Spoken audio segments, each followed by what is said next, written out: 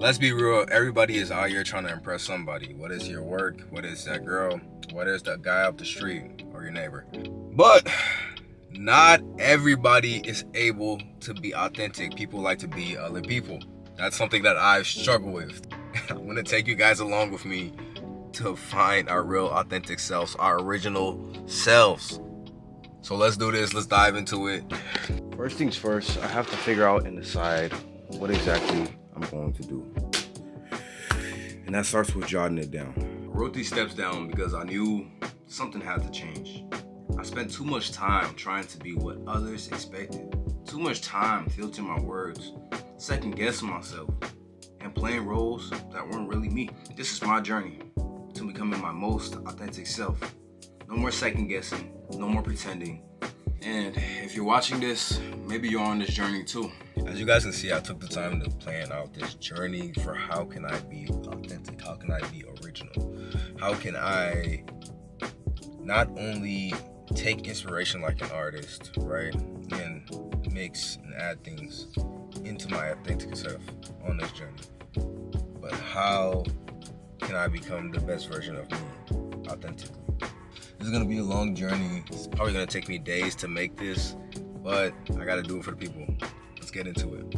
First step, understanding myself. I started asking real questions. What do I actually care about? What parts of my personality feel forced? What am I doing just to seek approval? It was uncomfortable at first. The more I peeled back the layers, the more I realized how much of identity had been shaped by what I thought people wanted me to do. But I'm done living like that. In the second step, we're defining my core value. Next, I got clear on my values because without them, I was just drifting. I wrote down 5 things that actually mattered to me. Not what looks good on paper, not what impresses other people, but what I stand for. And I made a promise. If it doesn't align with these values, I'm not doing it. Period. At that third step, I'm strengthening my character. This is where discipline comes in because being authentic isn't just about knowing who you are. It's about having the discipline to act on it. So I started small, waking up early, holding myself accountable, setting boundaries and sticking to them.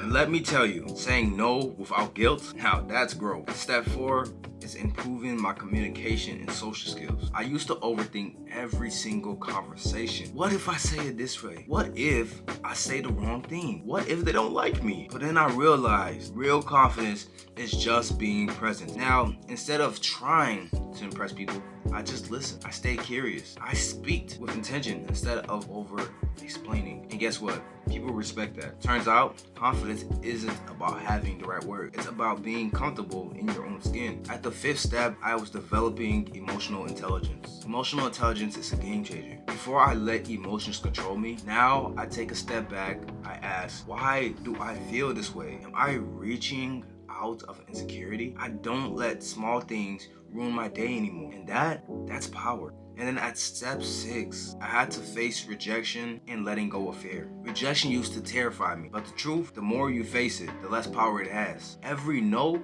just means I'm getting closer to the right yes. So now I risk more. I put myself out there and I stopped waiting for permission to be me. At that 7th step, I started to build authentic relationships. Something wild happened. When I started being real, I attracted real people. I stopped wasting time on people who don't value me. And the crazy part, my relationships got stronger because when you're authentic, you give others permission to be. And that's a different kind of freedom. At the 8th step, I started to live without comparison. Comparison is a trap. I used to look at other people's lives and think, why am I not there yet? But then I realized the only person I should be comparing myself to is who I was yesterday. So I unfollowed accounts that made me feel like I wasn't enough. I stopped measuring my success by likes and followers. Suddenly, I felt free. This journey isn't about becoming someone new. It's about returning to who I was all along. So if you're on this journey too, keep going. Be real, be bold, be you. You know, when I started this journey, I figured that if I just worked on my habits, my communication, my confidence, how I perceived myself and how other people perceived me, that I'd feel like I was enough. But what I didn't realize, no book could teach me, no podcast, no mentor, no one practically could prepare me for it. It's just how much this journey would actually strip away. I had to let go of identities I spent years building. I had to walk away from friendships that no longer align. I had to sit in silence and actually face myself, not the version of me I wanted people to see, but the raw, unfiltered, flawed, growing version of me. And that's hard. No one really tells you how lonely this process can actually be. But here's the thing, once you go through that, once you strip away the layers, the masks, the need for validation, what's left is something solid, unshakable. And that's you, not the version molded by expectation or by past experiences or by what you think people want. Just you, as you were meant to be. And when you finally show up in this life with that authentic, free version of you, your perception of the world shifts. You stop feeling like you're performing in every interaction. You stop needing people's approval to feel whole. You walk into a room and instead of thinking, what do they think of me? What do I say? You start thinking, how do I feel in this space? You start choosing friendships based on energy, not convenience. You start making decisions that align with you, not the version of you that's afraid of disappointing others. And you know what? You know what happens next? You start attracting the right people, the right opportunities, and the kind of peace, the right kind of peace. It's like life rewards you for being real. But I won't lie to you. This journey, this trip, this experience you're going to have to face in your life, it won't be easy. And you're going to have to be okay with that. You're going to have to go through this season and understand that it's not going to be easy. It's not going to be something that's just going to be a get right quick scheme. You're not going to get right quickly with yourself. It's going to take time. It's going to take a lot of shadow work.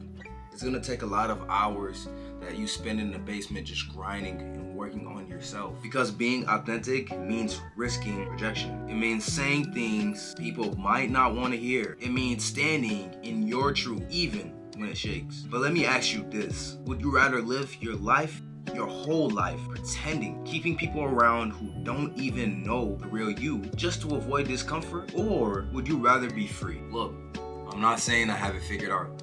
I'm far from it. I still have moments where I catch myself thinking of every single thing I should say. I still have moments where I shrink to make other people feel comfortable. But the difference now, I see it and I correct it. And that's what I want for you. Not perfection, not some flawless, idealized version of yourself. Just you, fully owning who you are. Because when you do that, when you truly show up for yourself as yourself, the right people will see you. And the wrong ones, bro, they'll fall away. And that's how you know you're on the right path.